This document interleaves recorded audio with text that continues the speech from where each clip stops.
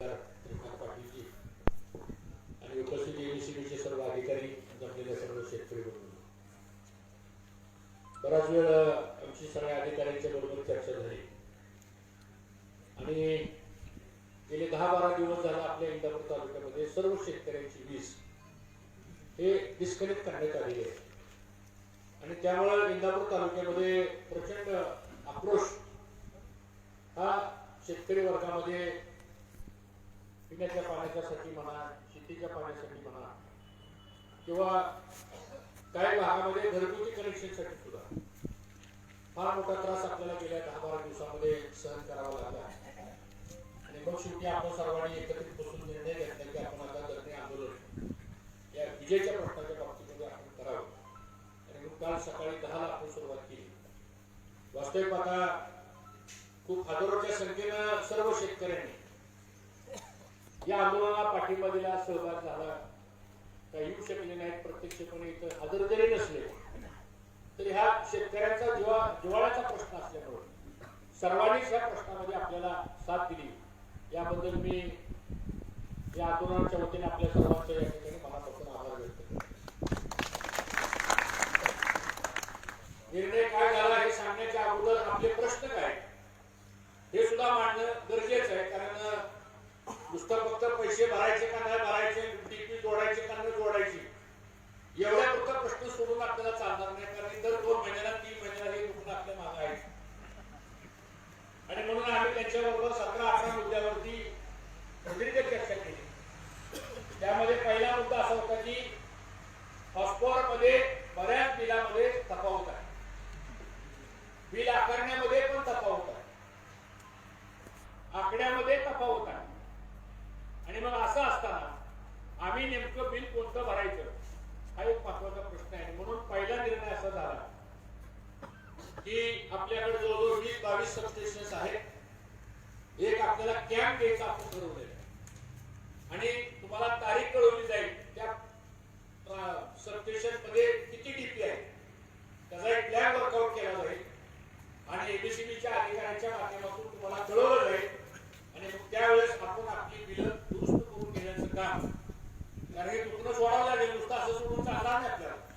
आणि मग पहिल्यांदा बिल दुरुस्तीचं जे काम आहे लटपटे साहेब हे आपल्याला तातडीनं करावं लागणार आहे आणि ते करायचं त्यांनी मान्य केलेलं आहे. ते मला आपल्या सर्वांना. दुसरी गोष्ट अशी आहे की हे करत असताना जी कृषी संजीवनी योजना जी आलेली आहे त्या योजनेमध्ये जे काही 50%, 65% वगैरे जे काही देण्यामध्ये अटी आहे आणि तो जीआर तो शासनानं काढलेला आहे, त्या जीआर मध्ये काही त्रुटी आहे. आता ते ह्यांच्या अधिकाराचा प्रश्न नाही, ते कदाचित त्या खात्याचे मंत्री महोदय नितीन राऊत साहेबांशी आणि त्यांच्या खात्याचे जे सीएमडी आहेत, एमडी विजय सिंगल साहेब यांच्याकडे बसून आपल्याला काही त्या जीआर मधल्या काही त्रुटी आपल्याला दूर करायच्या आणि त्यासाठी बारामती डिव्हिजनच्या अधिकाऱ्यांनी आम्हाला एक शब्द दिलाय की एक 5-6 दिवसामध्ये कोणकोणत्या अटीमध्ये आपल्याला दुरुस्ती पाहिजे याचा आम्ही अभ्यास तयार करतो, तुमच्याकडे देतो आणि मग ती मीटिंग आपण मुंबईला मंत्री महोदयांची वेळ घेऊन आपण ती मीटिंग लावू आणि हा कृषी संजीवनी वन टाइम सेटलमेंटचा जो मुद्दा आहे तो आपल्या शेतकऱ्यांना कसा पुढे योग्य पद्धतीने आपल्याला देता येईल अशा प्रकारचा एक दुसरा निर्णय झालेला आहे. त्याचा फायदा निश्चितपणाने आपल्याला होईल हे मला आपल्याला या ठिकाणी मुद्दा सांगायचा. तिसरा मुद्दा, साधारणतः दर 3 महिन्याला तुम्ही आमच्याकडून वसुली करा. आमचं म्हणणं असं आहे की 3 महिन्याच्या ऐवजी तो 6 महिन्याचा कालावधी असावा. तो 6 महिन्याचा कालावधी का असावा तर पहिलं बिल भरेपर्यंत दुसरं बिल येते लगेच आमच्याकडे, तसे लगेच पैसे आमच्याकडे काही नसतात. अर्थात त्या जीआर मध्ये 3 महिन्याचा उल्लेख आहे. त्या मीटिंग मध्ये आपल्याला तो निर्णय बदल करण्यासाठी, अर्थात हा निर्णय फक्त आपल्या तालुक्यापुरता होणार नाही तर हा राज्याकरता निर्णय करावा लागणार आहे. ज्यावेळेस मंत्रालयामध्ये मंत्र्यांकडे बैठक होईल त्यावेळेस एक धोरण मला असं वाटतं कदाचित त्याला इंदापूर कारणीभूत ठरेल की आपल्या आंदोलनामुळे राज्याचं धोरण ठरवतो ते ठरावं. शेवटी सगळ्या राज्यातला शेतकरी आपलाच आहे आणि म्हणून त्याचा एक आपल्याला उपयोग या माध्यमातून सुद्धा आपल्याला करता येईल. चौथा निर्णय यामध्ये आपला असा झालेला आहे की आपल्या अशा बऱ्याच शेतकऱ्यांच्या ठिकाणी कुणाची दुर्दैवानं मयत होती, पुन्हा वारसाचा प्रश्न येतो, पुन्हा जमीन विकल्या जाती, जमीन विकल्यानंतर तो मालक त्यांनी काय लाईट बिल भरलेलं नसतं. आता ह्या लहान लहान गोष्टी आहेत त्या, पण त्या आपल्या दृष्टीने फार गरजेच्या आहेत त्या, तर त्याच्यावर पण तोडगा निघालेला आहे. ते प्रशासकीय स्तरावरती त्या बाबतीतला निर्णय निश्चितपणानं घेतील. त्याचबरोबर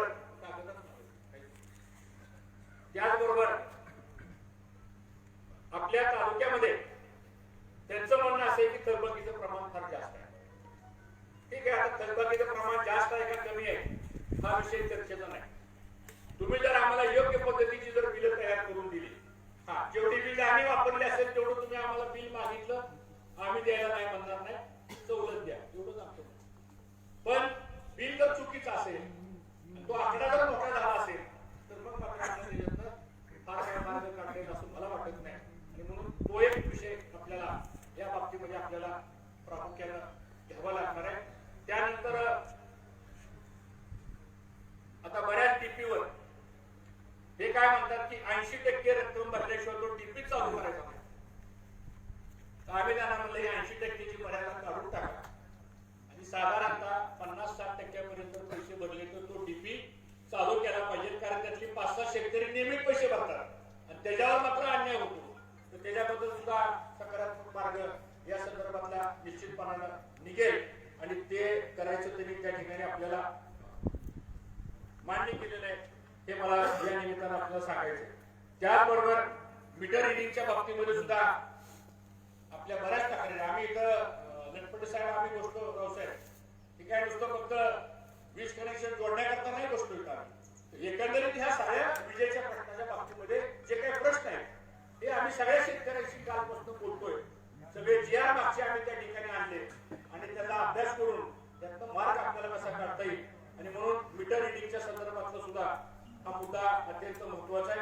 त्याचबरोबर आपण जर बघितलं तर हॉस्पॉवरचं जे टॅरिफ आहे, ज्याला हॉस्पॉवरला आपण जी आकारणी करता ती दर 5 वर्षाला आपण आकारणी करतो. त्याचं एक पब्लिक हिअरिंग होतं. आमचं म्हणणं असं आहे की ते थोडं पब्लिक हिअरिंग करताना उत्पादन खर्च, शेतकऱ्याचा खर्च, त्याला वीज किती आकारणी पाहिजे हा थोडासा त्यातनं समृद्धीपणाने जर मार्ग काढला आणि फार आपण हॉस्पॉवरच्या आकारण्या जर वाढवत गेलो तर शेतकरी आमचे ते पैसे भरू शकतात. आणि म्हणून वीज मंडळ पण चाललं पाहिजे आणि शेतकऱ्याची शेती पण चालली पाहिजे. जर वीज मंडळ म्हणलं की आमचं बंद राहू द्या, तुमचं बंद राहू द्या, आमचे पैसे द्या, घडणार नाही. आणि आम्ही जर म्हणलं की आमचं फक्त चालू राहू द्या, तुम्हाला आम्ही पैसे देणार नाही, असं पण चालणार नाही. त्याच्यात आपल्याला मार्ग काढावा लागणार आहे. शेवटी रोजच आपल्याला विजेची रोजच गरज आहे आपल्याला आणि त्यांना पण रोजच ग्राहकाची गरज आहे. असं नाही की त्यांना गरज नाही आपल्यालाच फक्त गरज आहे. तर ह्याच्यातून मार्ग काढण्याकरता म्हणून काही निर्णय आजच्या बैठकीमध्ये आपण या ठिकाणी घेतलेले. यामध्ये साधारणतः अजून 2-4 छोटे विषय आहेत. लटपटे साहेब आणि तहसीलदार साहेब, एक तर आता तालुक्यामध्ये 350 प्राथमिक शाळा आहेत आणि यांच्या जवळजवळ 40% प्राथमिक शाळांच्यामध्ये लाईटच नाही. गोरगरिबाची मुलं आहेत, प्राथमिक शाळेत कोण मुलं घालतं, गोरगरिबाची मुलं असतात. तर त्यांना मला असं वाटतं की आपल्याला तो भाग आपल्याला विजेच्या बाबतीतला जोडून द्यावा लागणार आहे. गावाच्या पाणी पुरवठ्याच्या बाबतीत सुद्धा तातडीने आपल्याला कनेक्शन जोडून द्यावे लागणार आहे. त्या बाबतीत तरी सुद्धा सकारात्मक आपल्याला मदत करायचं मान्य केलेलं आहे. त्याचबरोबर आता आपल्या तालुक्यामध्ये स्वर्गीय भाऊ असताना पहिल्यांदा लाईट 59, 60, 62, 67, 68, 71, 72 या काळामध्ये त्यावेळेस आपल्या तालुक्यात लाईट आहे. त्यावेळेच्या ज्या सगळ्या लाईन जर बघितल्या आपण त्या सगळ्या नादुरुस्त झालेल्या आहेत. आणि मग काय होतंय, आमच्याकडं तारला तार घासली की स्पार्किंग उडतंय आणि शेतकऱ्याच्या ऊसाची पिकं करतायत, घरं जातायत. काही ठिकाणी असे जवळजवळ 48 केसेस आमच्या तालुक्यामध्ये या तारा तुटल्यामुळे घडलेले आहेत. तर आमचं म्हणणं असं आहे की त्या सगळ्या तारा दुरुस्त करून आपण द्या. त्याला एक ऑगमेंटेशनचा प्रोग्राम करावा लागेल. रिस्ट्रक्चरिंगच्या संदर्भातला तो आपण तयार करावा. वरिष्ठ लेवलला काय बोलत असतं तर आम्ही जरूर बोलू, पण एकदा कुठेतरी आमच्या तालुक्यातल्या ह्या लोंबलेल्या तारा ज्या आहेत सगळ्या काढून टाका. तेव्हा काय करायचं, आमच्या माझ्या हाताला लागतील. हे लवकर दुरुस्त करा. याचा फार मोठा फटका जीवितहानी आणि वित्तहानी दोन्ही गोष्टीच्या बाबतीत बाबतीमध्ये घडतंय त्याचाही विचार या माध्यमातून आपण करणं गरजेचं आहे. त्याचबरोबर बऱ्याच ठिकाणी पोल शिफ्टिंगचा प्रश्न येतो. आपण साहेबांनी हा मुद्दा मांडला होता. पोल शिफ्टिंगच्या बाबतीत सुद्धा फार अडचण येते. तुम्ही म्हणता एवढे पैसे भरा पोल शिफ्टिंगला, एखाद्याला घरासाठी पोल शिफ्ट करावं लागतं, एखाद्याला रस्त्याकरता पोल शिफ्ट करावं लागतं, एखाद्याला बांधकामाकरता पोल शिफ्ट करावं लागतं. तर त्याचं आम्हाला एकदा धोरण सांगा बाबा, एक पोल शिफ्ट करायला 15,000 रुपये लागतील, 10,000 रुपये लागतील, काय सांगा आम्हाला. तुमचा जो खर्च असेल तो आवा की सवा जर त्याचा जर खर्च सांगितला ते आम्ही भरायचे कुठले पैसे सांगतो. हे सुद्धा या बाबतीमध्ये चर्चा मित्रांनो या संदर्भामध्ये झालेली आहे. त्याचबरोबर बऱ्याच लोकांना पेंडिंग बिलाचा एक मोठा विषय आहे. पेंडिंग बिलावर सुद्धा आपल्याला त्यांनी सांगितलं आम्ही मार्ग काढतो. आणि मी म्हणलं आता आम्ही सगळे उतरलो या आंदोलनामध्ये, नुसतं 20 कनेक्शन जोडलं आणि काय पैसे भरून काम चालू केलं तर ते पेंडिंग बिलाच्या बाबतीतला सुद्धा विषय जो आहे तो आपण ताबडतोबीनं त्या ठिकाणी दुरुस्त करून या सगळ्या बाबतीमध्ये दिला पाहिजे. आणि आता आप्पासाहेब म्हणल्याप्रमाणे जे काय वारसाच्या नोंदी असतात, बऱ्याच वेळा काय होतं की एखाद्याच्या घराचा कुटुंब करता गेला तर त्याची खाली मुलं किंवा मुली वारस असतात आणि मग ते पुन्हा ते कनेक्शन काय त्याच्या नावावर लवकर होत नाही. त्यांनी सांगितलं तसे जर तुम्ही अर्ज करा आणि अशा जर काय वारसाचे केसेस असतील तर आम्ही ताबडतोब ते कनेक्शन आम्ही त्याच्या नावावर आम्ही ट्रान्सफर करून देऊ. आणि जमीन खरेदी जर करून दिली असेल तर जमीन खरेदी करून दिल्यानंतर ज्यांनी कोणी ती जमीन घेतली असेल त्याला ते कनेक्शन घ्यावंच लागणार आहे, कारण त्या जमिनीच्या पाण्याच्या संदर्भात ते कनेक्शन आहे. त्यामुळं ज्याला तुम्हाला जमीन खरेदी करायला असेल त्यांनी अगोदर त्या वीज बिल तिथं काय किती बाकी राहिली काय राहिली हे सुद्धा बघितलं पाहिजे. नाहीतर आपण परस्पर व्यवहार करतो आणि पुन्हा मात्र की तशीच त्या नावावरची बाकीची आहे ती डीपीच्या थकबाकीच्या टक्केवारीमध्ये मग ती आड येते आपल्याला. तर असा पण प्रकार घडू नये हे मला या निमित्तानं मुद्दाम सांगायचं.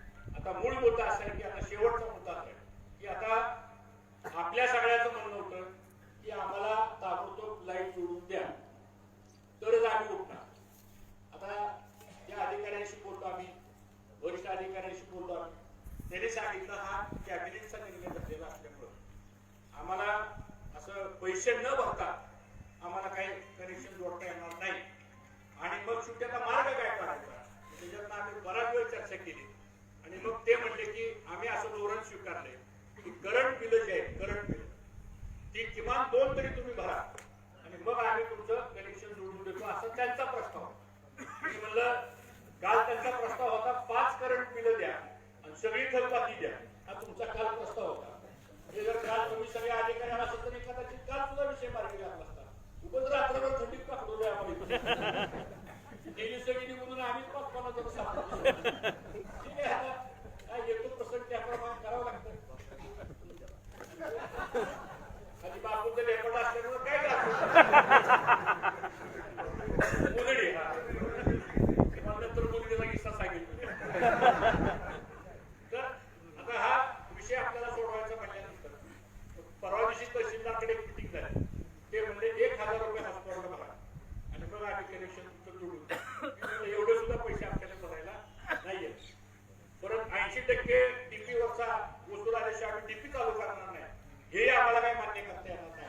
आणि म्हणून त्याच्यात एक समजुतीचा मार्ग म्हणून साधारणतः आम्ही त्यांना असं सुचवलं की बाबा म्हणलं आम्ही आता हे पैसे काही भरू शकत नाही, म्हणून प्रति हॉस्पॉट 500 रुपये प्रमाणे जे कनेक्शन असेल तेवढे पैसे आणि तुम्ही तातडीनं आमचं कनेक्शन जोडा. त्यानंतर हे जोडत असताना ज्याचं 3 हॉस्पॉटचं मोटर असेल त्याला 1500 रुपये भरावे लागतील. ज्याचं 5 हॉस्पॉटची मोटर असेल त्याला 2,500 रुपये भरावे लागतील. ज्याची 7.5 हॉस्पॉटची मोटर असेल त्याला 3700 रुपये त्या ठिकाणी भरावे लागतील. ज्याची 10 हॉस्पॉटची मोटर असेल त्याला 5,000 रुपये भरावे लागतील. आणि ज्याची 12.5 हॉस्पॉटची त्या पटीत साधारणतः 500 रुपये पर हॉस्पॉट हे आपल्याला आता भरावं लागतील. आणि त्यातून ताबडतोब त्यांना म्हणलं वेळ घालू नका. आता तुम्ही दासा निघून आता सूळ साहेब आणि गोपने साहेब या दोघांना भाग लागावं लागलं आपल्याला. त्यामुळे आता वेळ घालू नका. आमचं लय नुकसान झालं 10 दिवसात. आता यांचं तातडीनं मार्ग काढून आपल्याला पुढे जायचंय आणि हा निर्णय आपण सर्वांनी टाळ्याच्या गजरात मान्य करावा. तर आता खऱ्या अर्थानं या विद्युत मंडळाच्या प्रश्नाच्या बाबतीमध्ये आपली आता एक सकारात्मक चर्चेतून आपण आता मार्ग काढलेला आहे. आणि आता वीज मंडळाच्या संदर्भात आता एक लक्षात ठेवा, जसं आपल्या शेतकऱ्यांना कारखाना महत्वाचा आहे तसं आपल्या शेतकऱ्यांना वीज मंडळ सुद्धा महत्वाचं आहे. कारण आपला संसार प्रपंच पाणी आणि वीज ह्याच्याशिवाय पर्याय नाही आपल्याला. आता दुसरंही मला आनंदाची गोष्ट आपल्याला सांगेल, केंद्र सरकारने सौर ऊर्जाचा एक प्रकल्प मंजूर केला आणि आपल्या तालुक्यातली फक्त 2च गावं निवडली.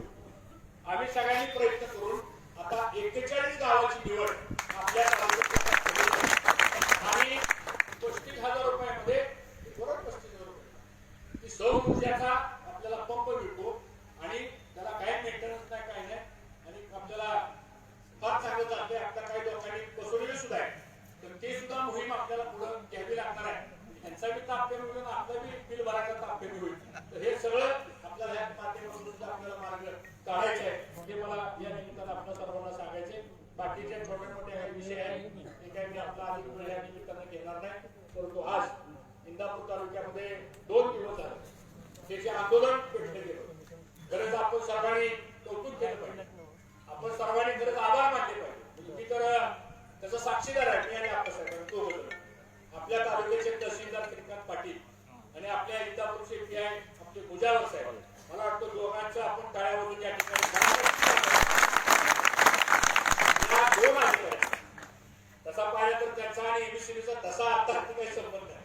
पण रात्री 3-3 वाजेपर्यंत, रात्री सुद्धा 3:30 वाजेपर्यंत ती दोन्ही अधिकारी तसल्या थंडी तिथं उभा होते. 1 मिनिट सुद्धा या अधिकारी खाली बसते नाही. आणि जवळजवळ 100 पोलीसचा ताफा आज इथं होता. त्यांच्या महसूल खात्याचे कर्मचारी या ठिकाणी होते. लटपणाला तुमच्या अधिकारी जाऊन झोपले निवांत सांगू बरं का एबीसीबीचे, म्हणजे खरं दुखणं एबीसीबीचं. तुम्ही निवांत राहिला सगळे, आम्हाला मात्र इकडे आम्हाला वाटतं थंडी वाटल्यावर आत जाऊ इथं कुलूप लावतो. आता कुलूप तोडून जाणं बरोबर नाही आपल्याला माणसाला, पण ठीक आहे. आता पण हे सगळं आंदोलन आपल्याला एक शांततेनं आणि आम्ही त्यांना शब्द दिला म्हणलं आम्ही कुठलंही नुकसान होऊ देणार नाही, आंदोलन लोकशाही मार्गाने आपण करू. पण आता एक मात्र गोष्ट आहे, आता तुम्ही याच्यामध्ये जरा लक्ष घाला आणि आपल्याला तालुका लेवलला बऱ्याच गोष्टी शासन ठरवत त्या ठरवल, पण काही गोष्टी आपल्या लेवलला बसून आपल्याला करता येतात. त्याला काही फार काढावा करायची काही गरज नसते, पण कुठेतरी मार्ग काढत त्या गोष्टी जर आपण आता हे थोडस पहिल्या दिवशी जर अशी चर्चा झाली असते आपली तर आपले 12 दिवस दुबारा गेले नसते आणि आम्हाला बी काकडं बसवावं लागलं नसतं. ठीक आहे, आता झालंय चालेल. आता मात्र आपल्याला या सगळ्या बाबतीमध्ये पुढे मार्ग काढावा लागणार आहे. मी आपल्या सर्वांना एक सांगतो की आम्ही आता सबस्टेशन वाईज आपल्यासाहेब आपण काही नाव काढू आणि जर कुणाचा असा काही प्रश्न आला, काही लॉयर सुद्धा वकील साहेब तुम्ही जाता अध्यक्ष झाला असे 2-4 वकील सुद्धा आपण बघू आणि या सगळ्या गोष्टी शेतकऱ्यांच्या नुसतं बिलापुरता आणि डीपी जोडण्यापुरता हा विषय नको. हा मार्ग आपल्याला या ठिकाणी काढावा लागणार आहे. साहेब आमची एक जुनी मागणी या तालुक्याची केलेली आहे. आम्ही मंत्री असताना प्रयत्न केला तिथं एक्झिक्युटिव्ह ऑफिस पाहिजे आमच्या तालुक्यात. तर काय होतं इथं आम्हाला डीपी जरी आणायचा मला ट्रान्सफॉर्मर तरी आम्हाला 12 जावं लागतं. 2 फुटाची तार जरी आणायची म्हणलं आम्हाला तरी आम्हाला तिथं जावं लागतं, काय कुर्सुमीला जावं लागतं आम्हाला. तर हे सुद्धा ठीक आहे. ज्यावेळेस आपण चर्चेला बसतो त्यावेळेस सगळ्या गोष्टीचा चर्चा त्या ठिकाणी झाली पाहिजे. कारण आज आमच्या इंदापूर तालुक्यातला सगळ्याचं उपजीविकेचं साधन म्हणजे शेती आहे आणि शेतीला पाणी आणि वीज ह्या 2 गोष्टी जर असतील तरच निर्णय आपल्याला चांगल्या पद्धतीने करता येतो. अजून एक विषय मला आपल्या कानावर घालायचा आहे, ज्यांना भरपूर पाणी त्यांनी हॉस्पॉटचा वापर करावा, हॉस्पॉटवरती बिलिंगचा. आणि ज्यांना पाणी कमी आहे म्हणजे आता नेरा नदी काठ असेल तिथं 2-4 महिने फक्त नदीला 2च महिने पाणी नदीला असते, 10 महिने पाणी नसतं. तिथं जर हॉस्पॉवर मोटर घेतली आपण तर ते बिल परवडत नाही.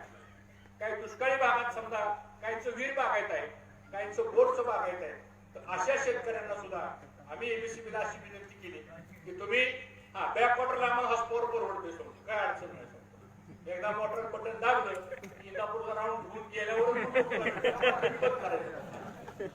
तिथं परवडते, जिथं परवडते ती केलं पाहिजे. जिथं पाणी कमी आहे तिथं हॉस्पॉटरचं बिलिंग आपल्याला परवडत नाही. विनाकारण थकबाकी वाढते, थकबाकीचे आकडे फुटले जातात आणि मग तुम्हाला वरिष्ठ म्हणतात काय इंदापूर तालुका थकबाकी सगळ्यात पुढे आहे. हे गोष्ट करणं गरजेचं आहे हे मला या निमित्तानं सांगायचं. आता बऱ्याच वेळा लटपुटे साहेब असा प्रॉब्लेम येतो, एखाद्या डीपी वरती असे काय आमचे महाभाग आहेत की कनेक्शन घेतल्यापासून त्यांनी एक दाबडा भरलेला नाही आणि तुम्ही आम्हाला म्हणता की त्याचे पण पैसे भरा तुम्ही. आम्ही कसे त्याचे पैसे भरायचे? की तुमचा कस्टमर आहे, ते काय आमचा आहे काय सांगा. त्यामुळे ते दुखणं आमच्या काय अडकू नका तुम्ही. ते तुमचं काम आहे, तुम्ही त्याला कनेक्शन दिलेलं आहे. आता आमच्या त्यांना कशाला भांडण होऊ देत म्हणून ते आमच्या अंगावरच येते परत.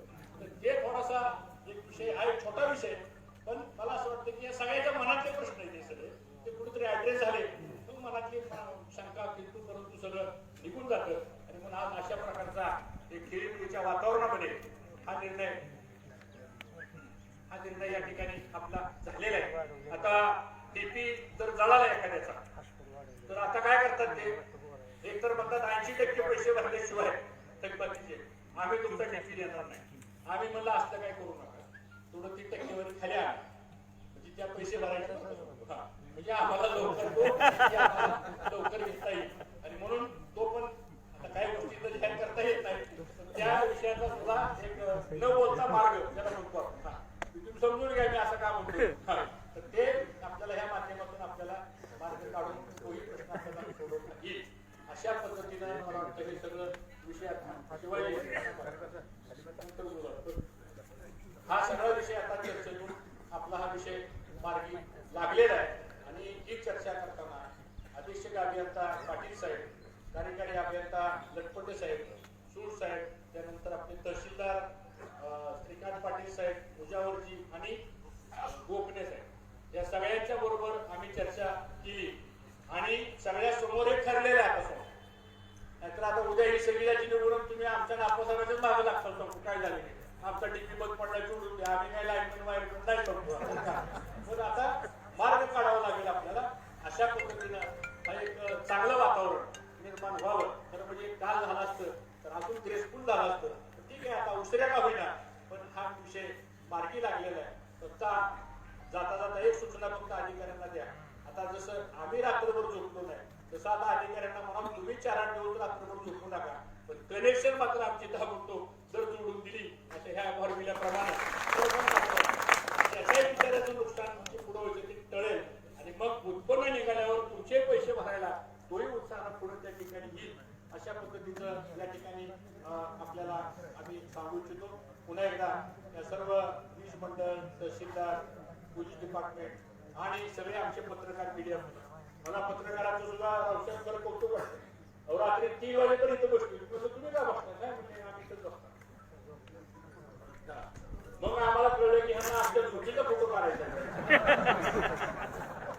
लवकरच कळलं नाही आम्हाला. बापू आमदारला कळलं लवकर हे हुशार होती, त्याला वाटतं ही दाखल काही आमच्या गाड्या होत्या. पुन्हा काही नाही वाटलं पोपट जगताप आमचा वर्ग मित्र त्याचा बांगला तो म्हणजे तिथून झोपायला जातो. आम्ही काही तसं करणारे मिकी माणसं नाही. एखादं आंदोलन करताना त्याच्यामध्ये प्रामाणिकपणा, त्याच्यामध्ये तत्परता, त्याच्यामध्ये लोकांच्यासाठी आपण देत असलेली सेवा ही लोकशाहीमध्ये अभिप्रेत असते आणि तशा पद्धतीनं आज आपण या ठिकाणी केलेलं आहे. त्यामुळे ह्याचा काय फार गाजावाजा कुणी काही करू नका. आपला विषय मार्गी लागलेला आहे. शेवटी आपल्याला संसार प्रपंच करायचा आहे. 2 पैसे आपल्या संसार प्रपंचाला कसे उपलब्ध होतील हा मार्ग आपल्याला काढायचा आहे. आणि पुढं आता मी त्यांना तेच सांगितलं, आता हे मिटलं आणि लगेच 2 महिने लगेच तुम्ही आमच्या भागाला तर ते जरा काहीतरी मार्ग तोपर्यंत काहीतरी मार्ग काढा. 2-2, 3-3 महिन्याला तुम्ही आयन दुर्गाला आमचा नरड्याला असं नसलं होतं तसं काही करू नका. आम्हाला तेवढं काही लगेच जमणार नाही. 6 महिन्यापर्यंत तो विषय तो ह्यांच्या लेवल त्यांना पण ते पटतंय की 3-3 महिन्याला पैसे असे वसूल होणं शक्य नाही. अशा पद्धतीने मला वाटतं आपण हा निर्णय आपण झालेला आहे.